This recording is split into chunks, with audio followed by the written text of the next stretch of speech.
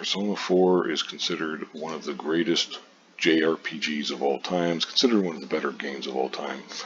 But apparently this idiot from Eurogamer disagrees. Persona 4 Golden has not aged well. Kanji, misogyny, and representation. He goes on and talks about that game that dominates his time. He had so much fun with Persona 5, but it left him intrigued about its predecessors, which are finally now available beyond PlayStation with the release of Persona 3 Portable and Persona 4 Golden on Switch and Xbox. It's on PC. It's on a whole bunch of different platforms, basically. I jumped into P4G, a game many consider to be a high point in the series. I'm so disappointed. First released in 2008, so not even that long ago, really. I mean, 15 years ago, basically. That ain't that long. But anyway, followed by the golden version on PS Vita in 2012, this launch is something of a retro re-release. Yet with its outdated stereotypes and dialogue filled with misogyny and homophobia, P4G is not aged well. This isn't a fine red wine, but a bottle of sparkling that's gone flat. It might seem unfair to critique a Japanese game from over a decade ago for having outdated views. It's a product of its time and culture, blah blah blah.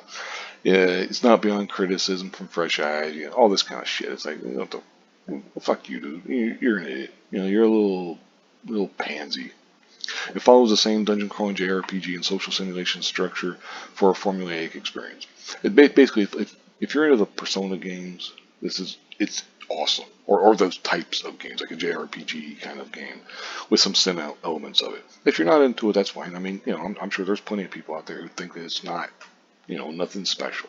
It's just, like I said, there's got dungeon crawling, shopping, socializing, so on and so forth. It's even got the same weird velvet room where your persona powers are manipulated. It does have its charm. Blah blah blah. The J-pop music, as always, is pure joy. It's the poor representation that's truly soured my time with the game, however. It's rife with misogyny. Female characters exist almost always under a male gaze. Their worth directly related to their looks. They're almost constantly hit on, be it by their friends or even their creepy teachers. The two girls the hero befriends are heavily stereotyped between the quiet, pretty one and the outspoken, nerdy one. It's clear which is considered more desirable. That's made explicit when male friend Yosuke directly asks the player which girl he'd rather date, as if fancying at least one of them is inevitable. I chose neither, and my character's courage increased. It does take courage to not fit societal norms, after all. But basically, he gives some examples of the shit he's talking about here. Oh, Yukio-san's back. That's good. I'm glad the only cutie in the class was able to return. Oh, that's so terrible. And then here's another one. While we're on the subject, could you stop calling me at night just to tell dirty jokes? It's like, that's so terrible. Where's my pearl so I can clutch him?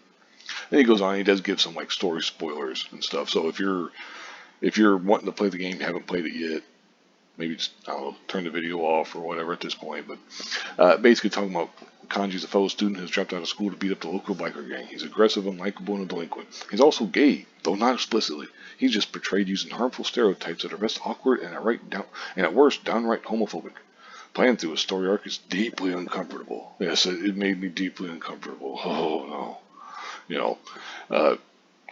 It's clear he's suffering from internalized homophobia, self-hatred due to his sexuality. He lashes out at others with temper because he's struggling to accept himself. Handled sensitively, this could have been an ideal exploration for a Persona game with a serious focus on self-reflection and acceptance to overcome trauma. Except it isn't, for two reasons: a lack of empathy shown by the other characters and Kanji's own lack of acceptance or resolution. He may have some sort of complex, as one character describing Kanji as if sexuality is an issue to be cured, while others describe him as strange. When questioned, Kanji insists, "This ain't what you think," afraid to open up. It's just idiotic. It goes on, and I'll link this in the description box if you want to read it for yourself. It just goes on and on and on. This guy complains more and more, and basically, this makes me uncomfortable. The reasoning's misogyny. It's this, it's that, and everything. It wraps up. P4G still stands as an impressive JRPG, but as an exploration of gender and sexuality, it's an incredibly disappointing experience that simply doesn't match the standards of today. As if that's a bad thing?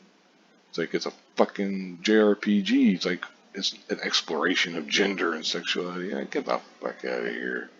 But anyway, it can be revered as a relic of the past. Its re-release without amendment perpetuates tired stereotypes. We all deserve better. They shouldn't be amending anything, you fucking fool. It's like I'm that kind of shit. oh, well, you can only re-release these games as long as you update them for the modern audiences. That's code for basically turn them into shit, essentially.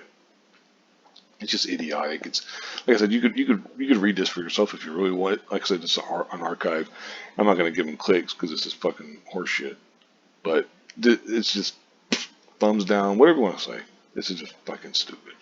You know, it's a fucking shit article from a shit guy about a really good game. I personally really like Persona 4.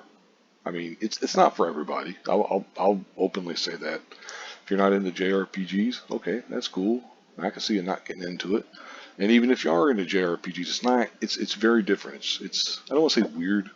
It's unique. It's different. I liked it myself. Other people might not. Anyway, I'm starting to ramble, so I'll go ahead and wrap this up here. Thank you very much for watching, and have a good one.